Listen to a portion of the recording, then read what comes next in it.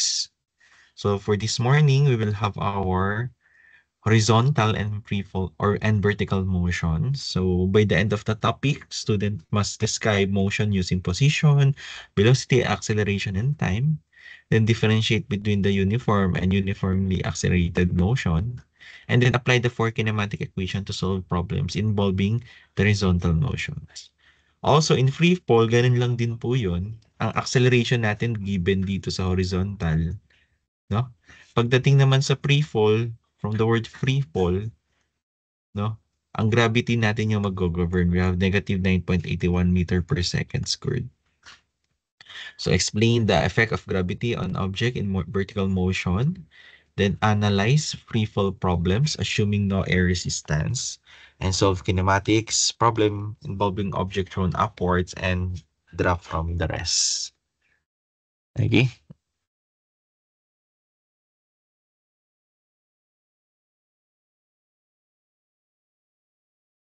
So again, pag sinabi nga natin kinematics, dinidiscuss lang natin how object moves. Hindi kasama yung Y.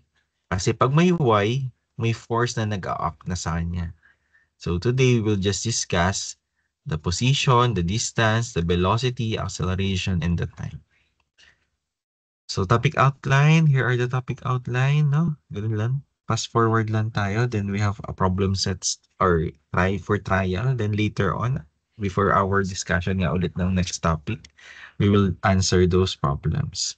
So those problems are for you to practice kung naintindihan niyo po ba yung discussion natin.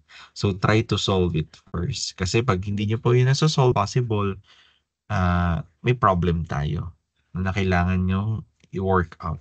Again, physics is not a basic subject. It is a pre-engineering course for all students na gusto mag-take ng engineering programs. So, in kinematics equation, you have four cases. When no given position or distance, we will use this formula, no? Bf is equal to AT plus VI, where Vf is the final velocity.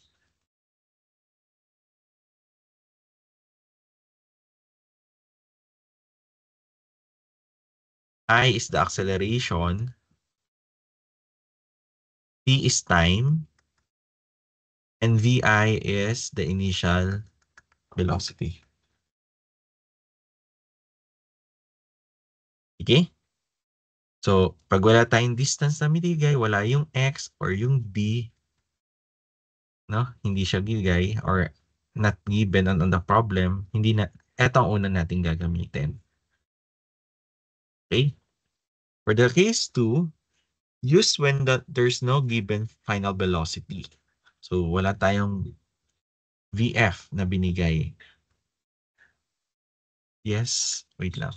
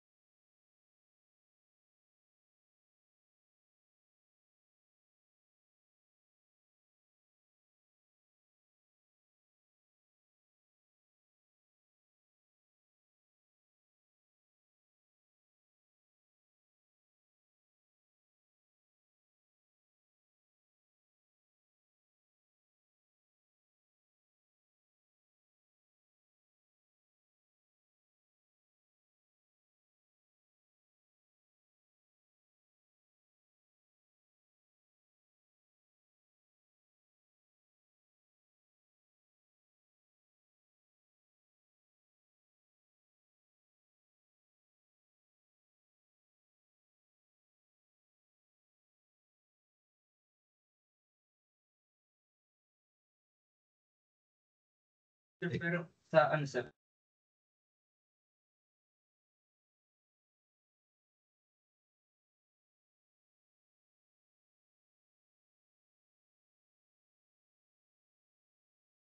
Sorry for the interruption, no? Walang tao ngayon eh. So, pag wala tayong final velocity na binigay pero may bigay tayong distance, no? Ito, yung x natin, no, kaya ko siyang ginawang x. Kasi sa distance, pag x, horizontal. Pag y, vertical. Di ba? Napag-aralan natin kahapon sa vectors natin. X and y. So that's why we have final and initial. So, final distance. Ito initial. Tapos dito naman, ito yung initial velocity.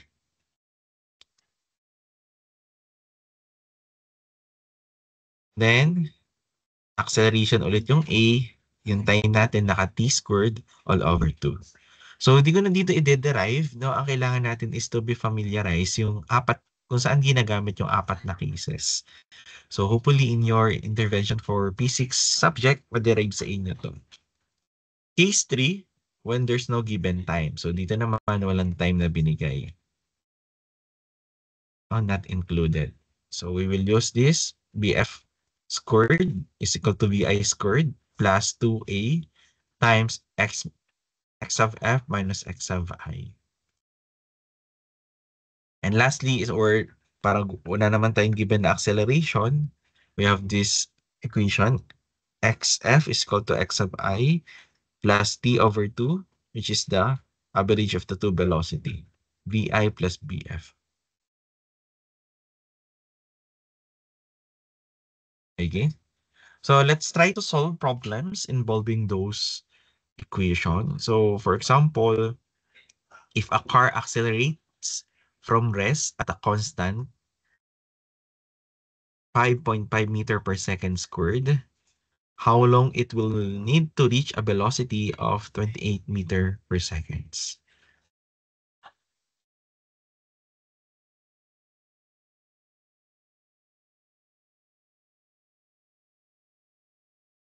So from our problem, syempre, ang pinaka-tips natin po dito nung una, no? You need to identify the givens. So ano ba yung mga given na meron tayo? So first, we have acceleration. So from the word accelerates, may acceleration tayo. A is equal to 5.5 meter per second squared. And aside from that, ano pa po? Now, binigay sa atin yung tanong, syempre, ang required, how long? Pag sinabing how long, gaano katagal? So, time ang hinahanap sa atin. Para daw ma-reach yung velocity na 28. So, si 28, ibig sabihin, siya yung pinaka-end velocity natin or pinaka-latest sa velocity. So, final velocity natin yon na 28 meter per seconds. Aside from that, ano pa meron tayong sa problem natin?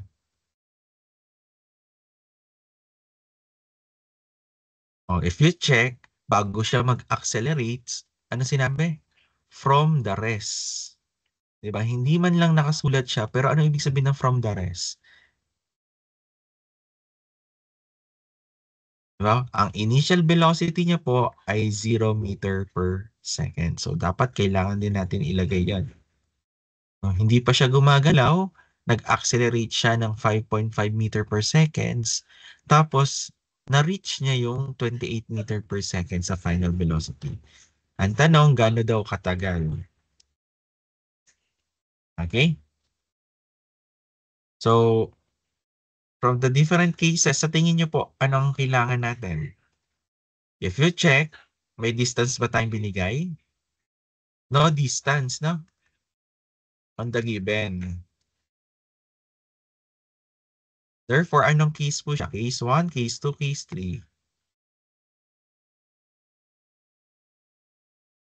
So we will use the case number 1. So if we go back to our PowerPoint earlier,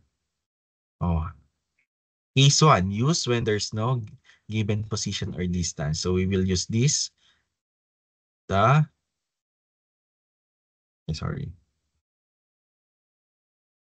BF is equal to A plus T plus BI. Okay? So let's write this. So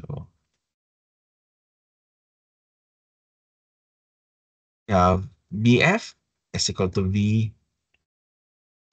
Pwede naman VI agad. AT plus VI. So, same lang din naman po yun. So, T ang unknown. So, dapat si T ang i-isolate natin. Since T is unknown, isolate natin si T. So, magiging equation natin ngayon ay transpose si BI. So, magiging VF minus VI is equal to A divided by T. Divide both side by A. A, cancel si A. Therefore, our time is VF minus VI all over A.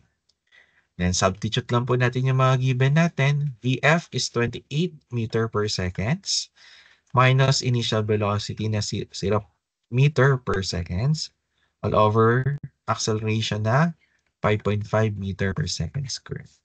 So, solving this using our calculator, a while.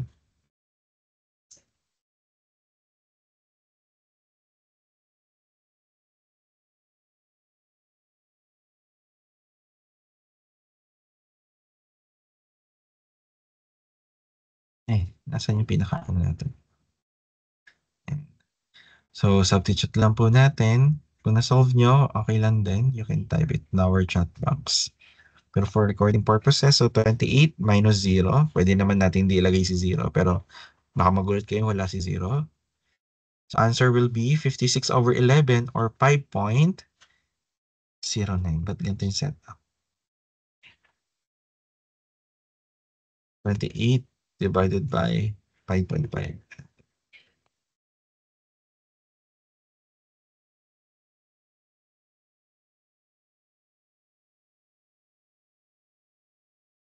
Okay, ganyan. 5.09. Tama ba? Yun yung sagot din sa inyo.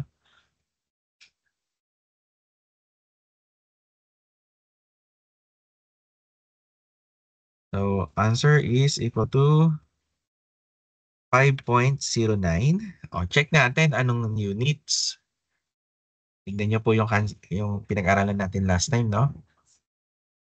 Pag nag-add or subtract tayo ng unit, kinakopy lang natin yan, no? Adding or subtracting unit, ginagawa natin copy.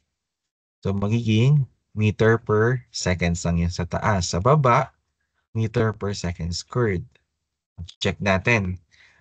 Recall natin yung ating, alin po, division na fraction, no? A over B divided by C over D equal siya sa A over B. Then, change the operation to multiplication and then reciprocal niyo po ito. Diba? D over C. Babalik rin niyo yung CD, magiging D over C. Then, our answer will be AD over BC. So, apply natin siya dito. Ano mangyayari po? Magiging M over S times, baliktad ng M over S squared is S squared over M. So, makakancel ngayon sino? Si M, si S na isa. Ang natira ay S. So, seconds yung ating unit. At obviously, ang time naman, seconds talaga. So, you can double check your answer by canceling the units, no? Kung hindi nyo kabisado yung formula. Question from this? If you have no question, no, you can do heart reaction para validate natin.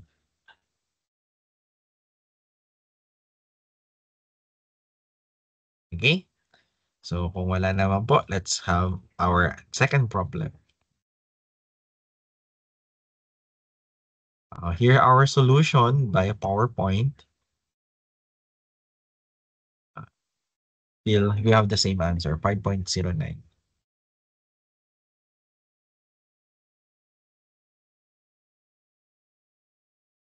Next. So, an airplane start from a rest. Isa-isay na natin, no?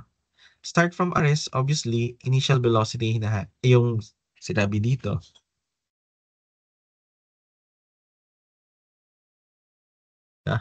VI is equal to 0 meter per second. And accelerate with the constant acceleration na Ang E natin ay 3.0 meter per second squared. For 30 seconds. O, may time binigay na 30 seconds before leaving the ground. So, una, ang tinatanong sa atin is how far. So, hinahanap sa atin yung X. Then, how fast when it took off. So, X ang hinahanap, and then ito ay, ano po, BF, no? How fast gaano kabilis daw ito mag-took off.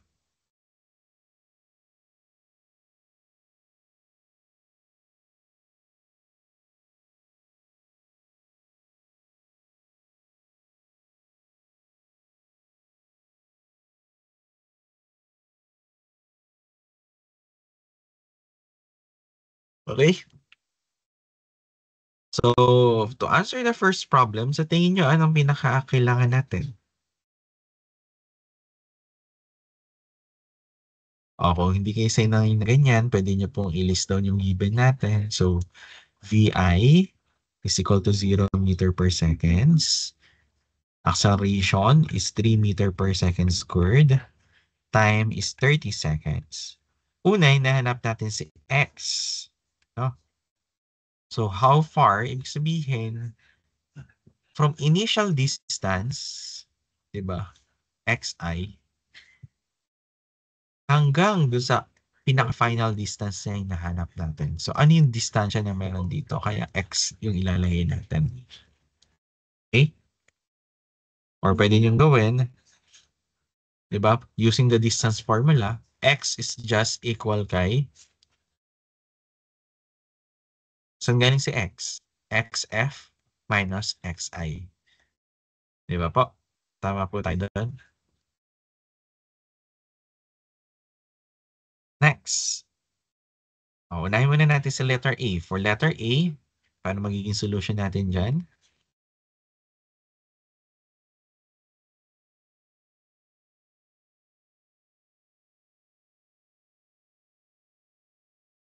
Ano mangyayari po? So may given tayong initial velocity, may final velocity tayo. May acceleration tayo, may time. So checking our kinematic equation, balik lang tayo. Pala ito. So unang problem, meron ba tayong final velocity na binigay? Diba po? Wala. So obviously, ito ang gagamitin natin. Okay, sulat ko lang, no? XF, XI, plus VIT is equal to AT squared. So, balik tayo doon. Ito yun.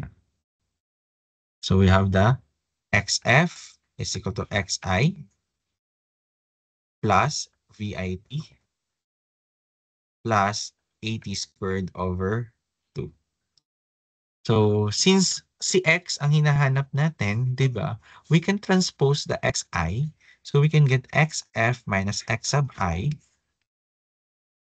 is equal to VIT plus AT squared over 2. Si XF minus XI ngayon, katumbas niya lang si X. So, we can rewrite our equation na X is equal to VIT plus AT squared over 2. Nasundan po ba yan? Now, we can substitute kung nasundan po yun. To get the X, VI is 0 times time na 30 seconds plus acceleration na 3 times time na 30 seconds pero naka-squared divided by 2. Therefore, we can get x na equal sa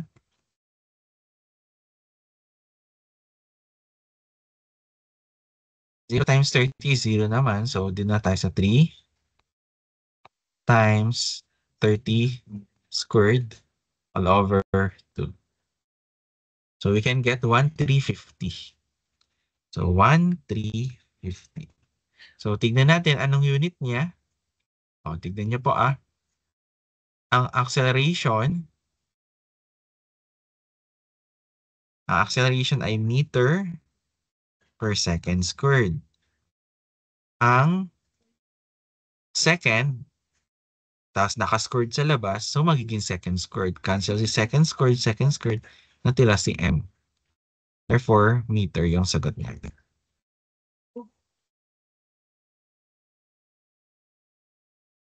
Okay po?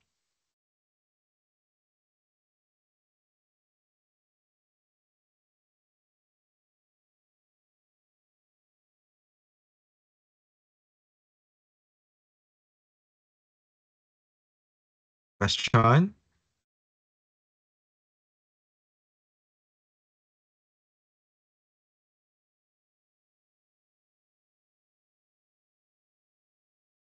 Ngayon, paano naman yung susunod natin? Ay, sorry. Ano nangyari?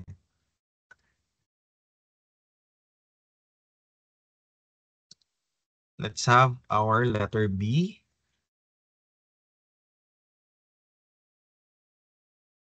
How fast? So, inahanap natin si final velocity. O, paano natin kukunin naman si final velocity?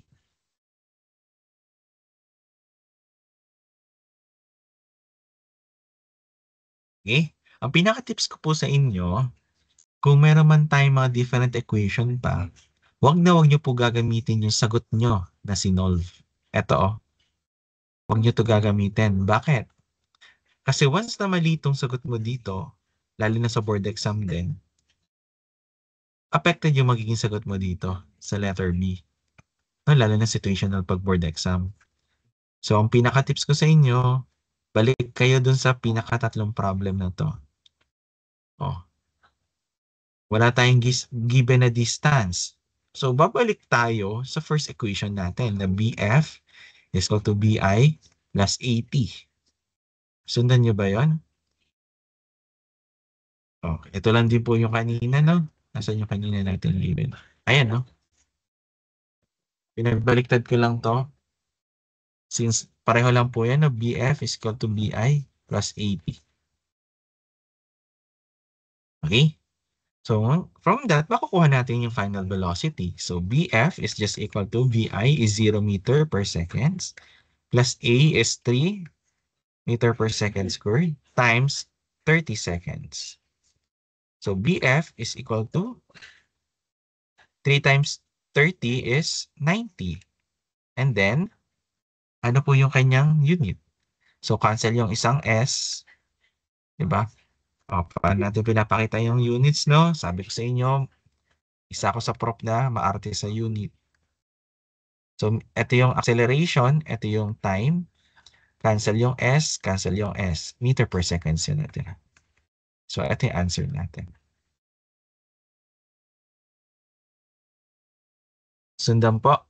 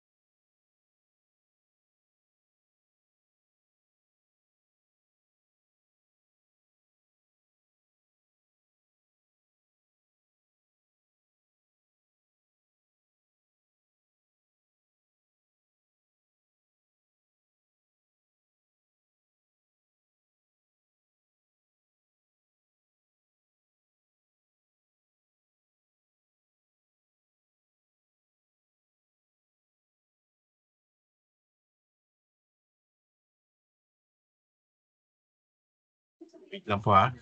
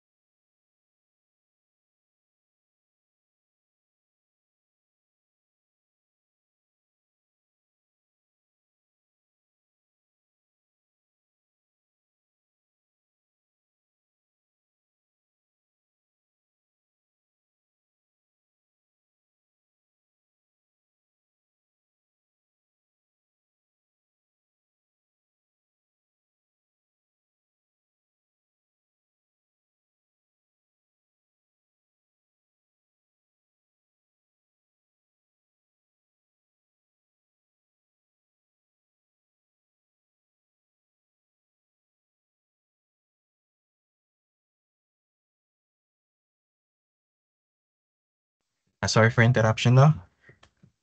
Sige, kung walang tanong, next problem na tayo. Ito yung solution natin sa ating PowerPoint.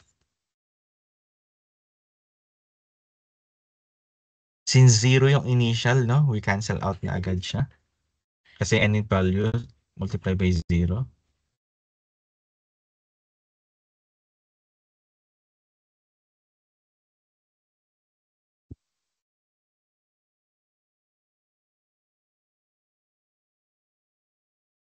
Okay, and the next. Same.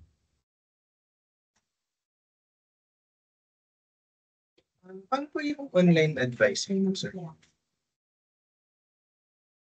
Wait lang.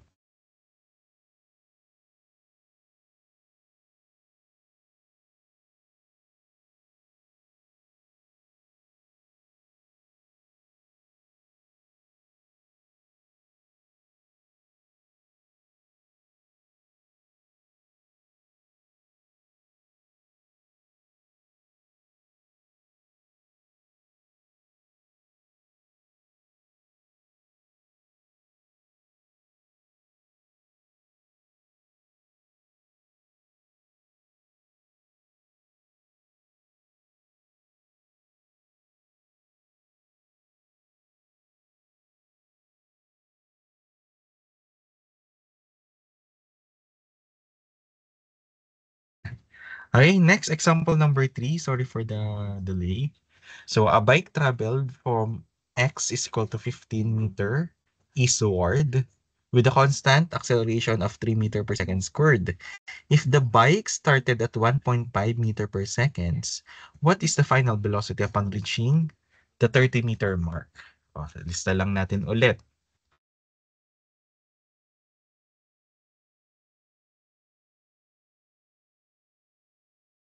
So we have the initial distance na x is equal to x sub I is equal to 15 kasi dyan daw nagmula sa 15 meter pais, no? And then, upon reaching x sub f na 30 meter. Kumbaga, ito yung linya natin, ito yung 0, mark natin na 0, ito yung 15, tas ito yung 30 meter. Pais, no? So, kung dito siya nag-start, ito yung bike, nandiyan yung bike, papunta siya daw dito 30. Ang tinatanong dyan, what is the BF na final velocity niya? Sundan ba yun? Okay? So, kapag napalitan tong eastward na to, halimbawa, palitan natin, for example, naging leftward or westward. So, papunta doon yun. No? So, possible, dapat ito mapalitan ng distance. Kasi kung papunta sa left, dapat negative or less than 15 yung values niya. Okay po. Continue tayo. Acceleration is equal to, ilan ang acceleration na sinabi? 3 meters per seconds. Per second squared. And then, meron binigay sa ating initial velocity kasi yung bike daw nag-start ng 1.5 meter per seconds. So, ang hinahanap is final velocity given naman sa problem. So, dito, ano gagamitin natin? So, mayroon tayong distance na bigay. So, bawal yung case 1. Diba? Case 2, ang case 2 naman, diba? Wala daw BF. Pwede. Kaso, yun yung hinahanap mo. So, hindi din pwede talaga. Naintindihan nyo ba yun? Mabalik tayo doon sa ating mga equation. Ito walang BF. Pero BF ang unknown. Siyempre, dapat kasama sa equation si BF. So, hindi din applicable to. So, dito sa dalawa, ano pwede na lang? So, ito, case 3, pwede natin gamitin. Pero sa case 4, may binigay na acceleration. Tama ba ba? So, hindi natin pwede gamitin si case 4. So, pinaka-best option is case 3. Okay? BF squared is equal to VI squared plus 2A times XF minus XI. Punta tayo doon.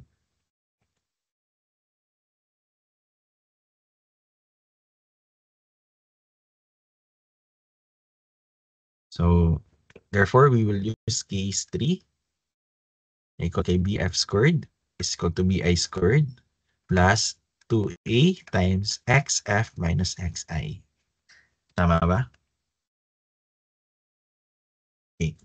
So, since BF lang naman yung hinahanap, squaring both side, di ba, maka-cancel yung squared natin.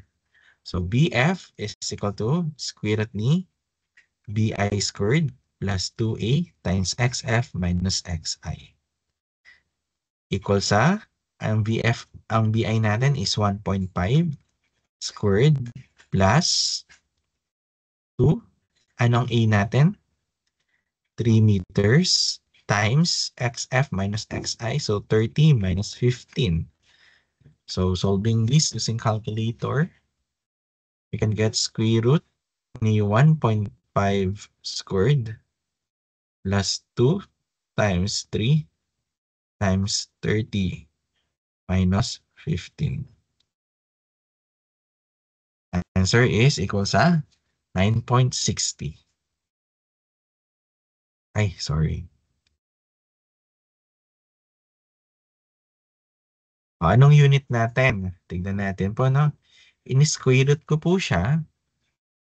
Tapos itong VI ay naka-meters per second, pero naka-squared. Plus 2 times ang A ay meter per second squared. Ang X minus XI ay meter. So, pag isinolve mo to, mangyayari, square root ni M squared over S squared plus 2 M squared over S squared. No? Disregard natin yung 2 kasi hindi naman siya unit.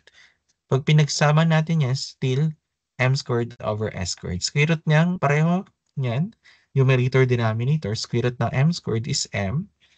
Then, cancel, no? S squared magiging S na lang. Kaya meter per second. Still, accepted pa rin yung answer natin. Okay, na-validate natin kasi tama yung units din natin.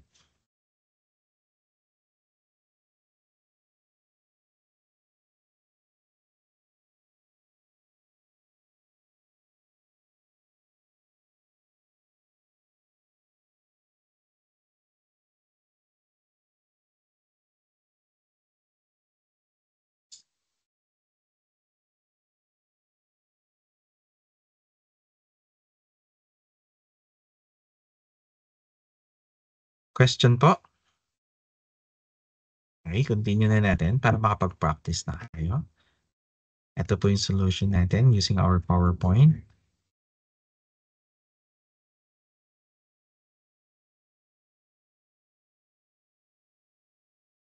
Now, last problem.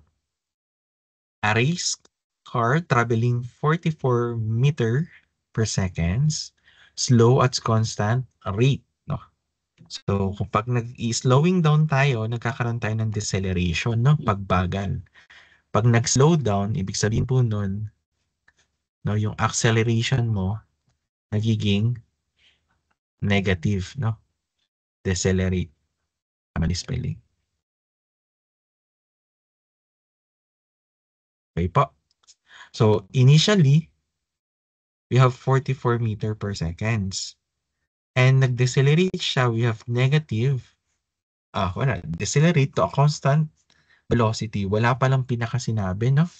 Na acceleration. Sinabi lang talaga ay bumagal siya. Pero binigay yung final velocity. Yan. Bumagal daw from 44 napunta sa 22 meter per seconds over time na 11 seconds. Ang tinatanong is how far. So x yung tinatanong sa atin. Does it move during this time? So walang acceleration, saka kung makikita nyo naman, yung last keys na lang ang di natin nagagamit, which is the keys 4. So magagamit natin na to ngayon.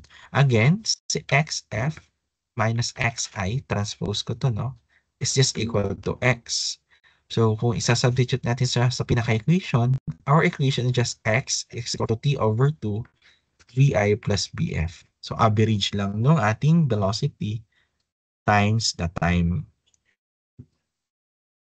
Okay, so therefore, this will be is 4. So xf minus is equal to xi plus p over 2 vf plus vi. Please take note of plus, hindi subtraction. So transpose natin, xf minus xi is equal to t over 2 vf plus vi. Since ito ay x, so x is just equal to t over 2 vf plus vi. So time is 11 seconds over 2 times bf is 22 meter per seconds plus initial is 44 meter per seconds. So we can get 11s over 2 times 66 meter per seconds. Kaya pa ba? Okay, so ano na natin? 11 divided by 2 times, or isang line na lang, no? 11 divided by 2 times 66.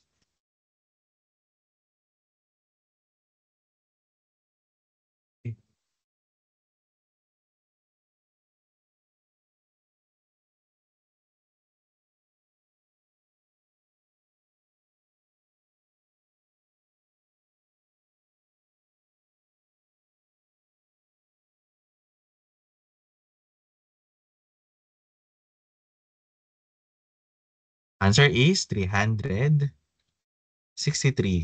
Anong mangyayari? Cancel yung S, meter yung matitira. So that's the distance.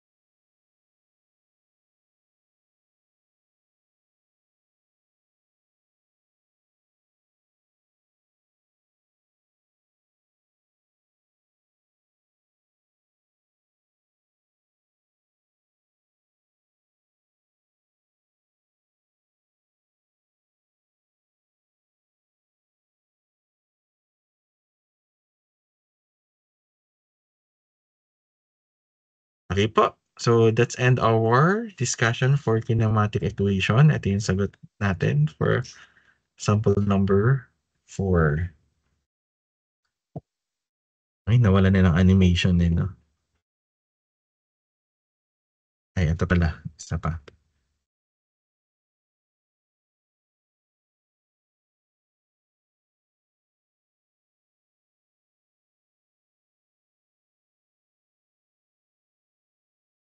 Okay? So ito yun.